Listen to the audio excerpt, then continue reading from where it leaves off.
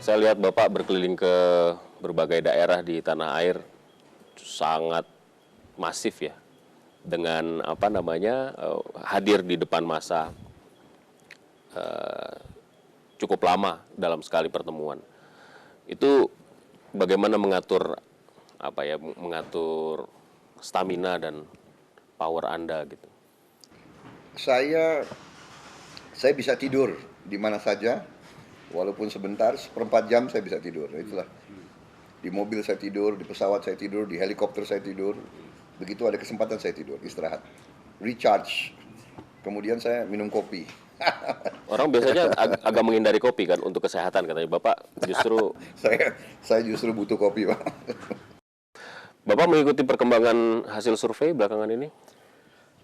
Saya sepintas ya, karena survei di Indonesia itu kita harus tanya itu yang bayar siapa, ya kan? Karena survei itu kan industri, Pak. Iya kan? Ada orang yang hidup jualan survei gitu loh. Jadi ini yang repot. Kadang-kadang karena dia hidup jualan, ya ke klien dia harus kasih berita bagus, ya kan? Ke klien supaya ada harapan dan kontraknya diperpanjang terus gitu loh.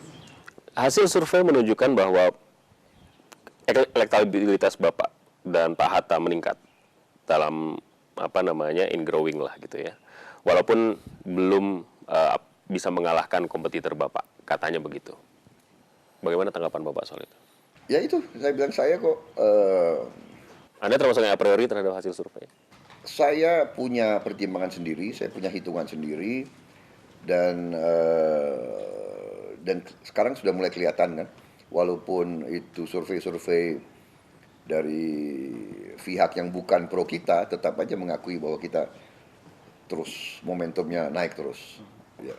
Buat orang-orang yang tidak mengetahui perjalanan sejarah atau tidak mengikuti perjalanan sejarah politik Pak Prabowo dan Jokowi, Pak Jokowi, itu mungkin nggak paham sebelumnya Bapak dan Pak Jokowi ada di di sisi yang sama melakukan perjuangan politik. Boleh cerita nggak Pak sama kita? Bagaimana sesungguhnya awal pertemuan Bapak dengan Pak Jokowi? Saya ini kan Ketua Umum Asosiasi Pedagang Pasar seluruh Indonesia ya, pedagang pasar. Dan pedagang pasar ini selalu dikerjain oleh perusahaan besar kerjasama dengan Pemda di mana-mana, iya kan? Kemudian mereka sering digusur, sering alasan pasar ini kotor, tua, jorok, harus di develop baru. Begitu di develop baru, penghuni yang lama nggak mampu masuk bayar. Ini klasik terjadi. Dan modusnya selalu kalau mau bangun pasar baru, yang lama itu terjadi kebakaran. Ini sudah klasik. Kalau tidak salah statistiknya adalah di seluruh Indonesia itu tiap bulan satu kebakaran di pasar. Nah, saya dengar di Solo ada seorang wali kota yang berhasil memindahkan dengan baik. Saya tertarik. Perjalanan lanjut. Kemudian tibalah pilkada gubernur DKI, kalau nggak salah itu 2012. Kemudian mencari-cari tokoh.